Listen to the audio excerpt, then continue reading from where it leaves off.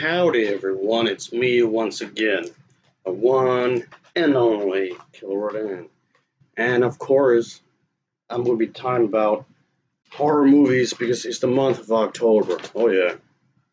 Well, don't mind me though. I'm just going to attempt to decorate this place to make it look nice. So, of course, I still have these lights from last Halloween, so I'm definitely keeping these. So yeah, I have to decorate the place somehow. And maybe we'll put it up here. Ooh, yeah. Anyway, the Crawling Hand is the one film I'll be talking about today, folks, in this video, where it's like this sci-fi horror kind of a thing. So I'm talking about one of these again, sci-fi horror. So I mean, I've talked about these kinds of films before, so I just thought, and what the hell, it's not gonna hurt nobody, I guess.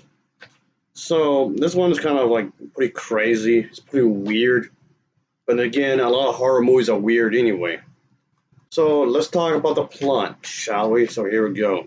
So in this one, there's this astronaut, well, to be more precise, the hand of this dead astronaut that comes crawling back from the grave to pretty much strangle the living. So of course, there's gonna be some chaos and whatnot. Something needs to be done about this, obviously. So an astronaut coming, there was this astronaut that was coming in for crash landing. Let's just say he makes this statement on the radio that includes that his hand made him do things, really things like kill, kill.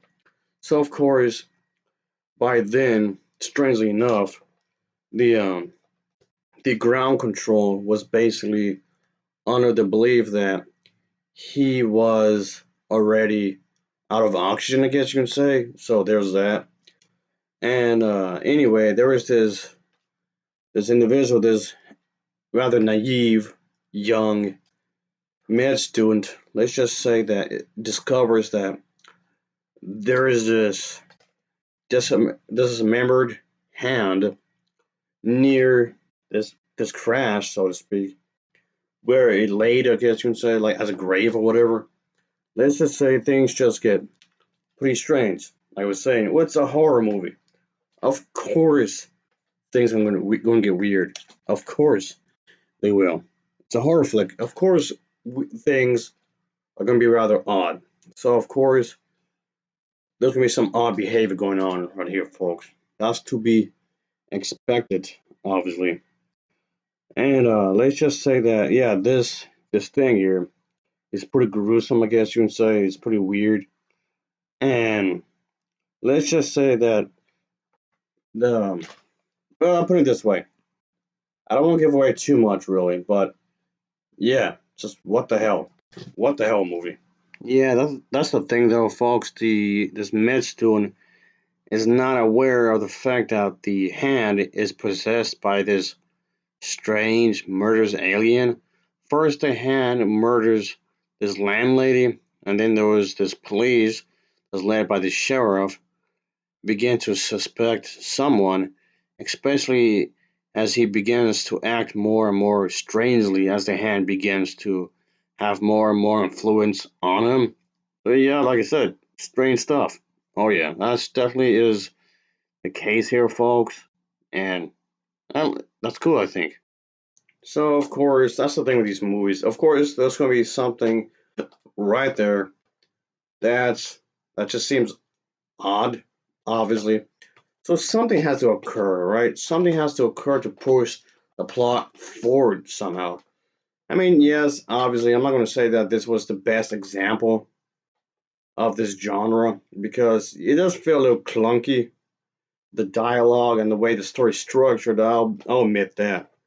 But still, it does have its moments. And yes, after a good while, our main character here will start to lose some sleep because this thing is out of control. And yes, obviously, people will start to notice that, hey, wait a second, something ain't quite right, something's up here. But obviously, there are going to be people that's going to be looking into this kind of situation, trying to figure out just what exactly is going on, what the hell is happening here, and what's the cause of it and whatnot. So that's pretty much like the general idea here for the story. And yeah, it even gets into the news. So okay, got the public's attention. Of course, our main character here would become aware of this, and yes, obviously it's going to stress him out, of course. So yeah, this is definitely an oddity. As I guess that's one way to describe this movie. Okay, the most obvious thing I'm gonna have to point out is that yes, it's very low budget. It's very low budget. So in that regard, there's only so much they can do with these kinds of stuff. So of course, it's not gonna be anything fancy really. In other words, what I'm trying to say is that they had to get creative with the story. They had to get creative with the sets. So with that in mind, they they they they, they pretty much trying to construct this narrative here with this hand and this dude. He looks like he's losing his mind because of what he had discovered, of course, and just trying to build a story around this kind of thing the best they could, I guess. So the acting, I can say the acting is decent. As for the writing itself, the dialogue I've heard worse, I guess. It's definitely more creative than a lot of the horror films I've seen nowadays. And that's the thing, though. I tend to avoid a lot of the mainstream horror films. I mean, okay, yeah, sure, I've seen a lot of mainstream horror films, quite a few, and I would still stick by what I said before. When it comes to horror films, I prefer to watch a lot of these low-budget, obscured movies from way long ago. For a blast from the past. Oh yeah, I remember these cars. I remember cars used to be like this. Oh yeah. But anyway, yeah, I tend to like these more because at least there's an effort in these.